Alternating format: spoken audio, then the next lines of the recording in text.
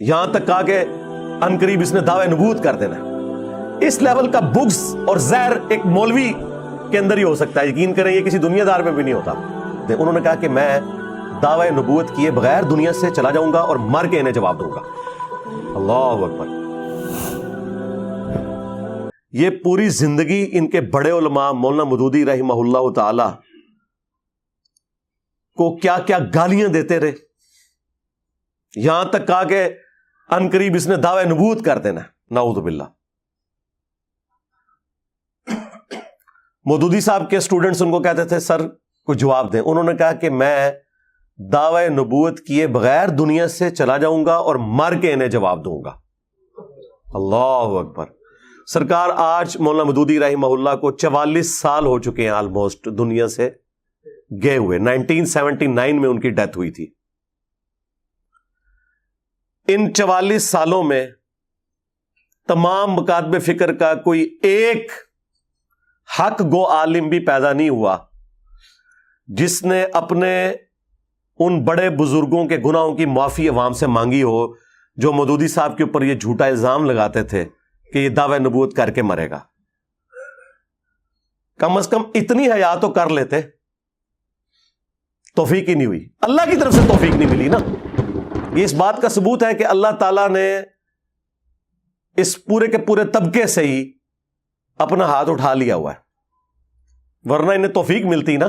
اب تو پریکٹیکلی ثابت ہو گیا نا. لیکن نہیں. اور دوسری طرف مودودی صاحب کو اللہ نے کیا عزت دی ہے. اللہ نے انہیں ڈاکٹر اسرار جیسا ایک روحانی بیٹا دیا. ٹھیک ہے جی. جن کے ذریعے وہ کام جو انہوں نے کتابی شکل میں تفہیم القرآن کی شکل میں کیا تھا بیان القرآن کے ذریعے ویڈیوز کی فارم میں پوری دنیا کے اندر قرآن کی تفسیر پہنچی. اللہ تعالیٰ نے انہیں ایک روحانی بیٹی دے دی جو ان کے جماعت کے ایک رکن سرگودا کے جو امیر تھے جماعت اسلامی کے, ان کی بیٹی ڈاکٹر فرحت ہاشمی. اس ایک بیٹی نے قرآن کی دعوت پوری دنیا کے اندر عام کر دی. تو مودودی صاحب کا فیض تو ماشاءاللہ دنیا میں نظر آ رہا ہے. مجھے تو کسی پرانے بزرگ کا بھی فیض نظر نہیں آ رہا اس فارم کے اندر جو اس طریقے سے مودودی صاحب کا. ڈاکٹر ابو امینہ بلال فلپس جو امریکن سٹیزن تھے, کرسچن تھے, پھر ایتھیسٹ ہو گئے. الٹیمیٹلی مودودی صاحب کا ایک چھوٹا سا کتابچہ انہوں نے پڑھا فائنینشل سسٹم آف اسلام کے اوپر, وہ مسلمان ہوئے. پھر وہ سعودی عرب آئے, عربی میں ڈپلومہ کیا, پھر پی ایچ ڈی کی حدیث کی فیلڈ میں. پھر جب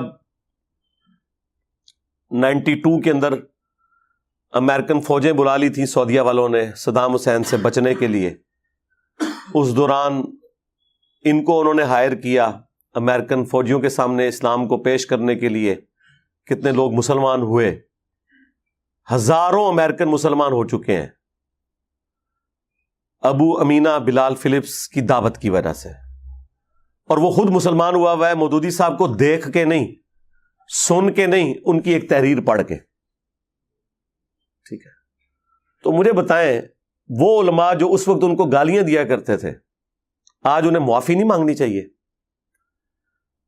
مودودی صاحب کے اپنے بیٹے نے یہ بیان کیا ہے کہ مودودی صاحب اس مسجد میں جمعہ پڑھا کرتے تھے جس مولوی نے اپنے اوپر لازم کیا تھا کہ ہر جمعے کے خطبے میں اس نے مودودی صاحب کو تمام ادبی گالیاں دینی ہیں. حتیٰ کہ ایک خطبے میں تو اس نے یہاں تک کہہ دیا کہ یہ جو مودودی سامنے بیٹھا ہوا ہے نا, یہ مر جائے اور اس کی قبر کے اوپر جو گھاس اگے گی نا اور کوئی بکری وہ گھاس بھی کھا لینا, اس بکری کا گوشت بھی حرام ہے. لا حول ولا قوت الا باللہ.